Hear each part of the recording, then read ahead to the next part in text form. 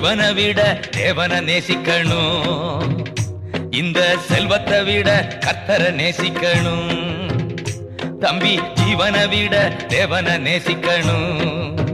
தங்கச்சி செல்வத்தை விட கர்த்தரை நேசிக்கணும். அப்போ சாத்தான ஓட ஓட துரத்தலாம். அவன் சேனைகளை அடியோட அகற்றலாம். அப்போ சாத்தான ஓட ஓட துரத்தலாம். அவன் சேனைகளை அடியோட அகற்றலாம். போராடு, தைரியமாய் போராடு. வெற்றி நிச்சயம், விடுதலை சத்தியம்.